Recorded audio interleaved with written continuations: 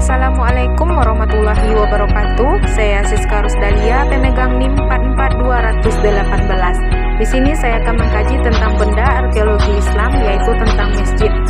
Masjid yang saya kaji yaitu Masjid Siti Mangopo yang terletak di Jorong Mangopo, Nagari Mangopo, Kecamatan Lubukasung, Kabupaten Agam, Sumatera Barat. Semari kita menuju lokasi Masjid Siti Mangopo. Saya akan menjelaskan terlebih dahulu tentang masjid ini, juga bergelimang sejarah, saksi bisu perlawanan 17 orang masyarakat Mangopo terhadap kebijakan perpajakan atau belasting zaman penjajahan Belanda. Nah, akhirnya kita sampai di lokasinya Masjid Siti Mangopo. Awalnya dibangun sekitar tahun 1842 dan dahulunya Masjid Siti Mangopo ini masih beratap hijau. Sebelum bernama Masjid Siti Mangopo, masyarakat setempat menyebut masjid ini dengan sebutan Masjid Gadang, dan ada juga yang menyebut Masjid Pahlawan. Dahulunya, selain sebagai tempat beribadah dan tempat bermusyawarah bagi minyak mamak 7 suku di Mangopo, masjid ini juga digunakan sebagai tempat latihan bela diri.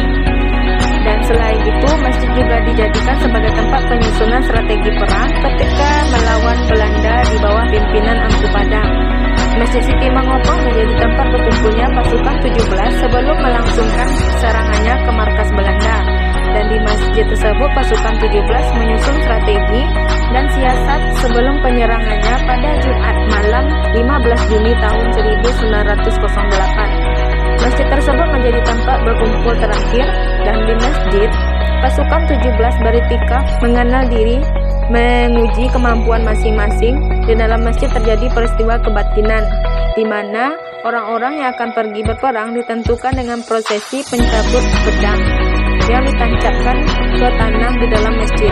Saat ini, di halaman depan masjid menjadi kompleks makam 17 tokoh pejuang yang gugur dalam perang Blasting tahun 1908 yang dikenal dengan Perang Mangopo. Masjid ini beratap tumpang 3 yang terbuat dari seng dengan bentuk bangunan bujur sangkar, dan ruang utama masjid ini ditopang oleh 9 buah dengan tiang utama berdiameter 64 cm, sedangkan tiang lainnya berdiameter 30 cm.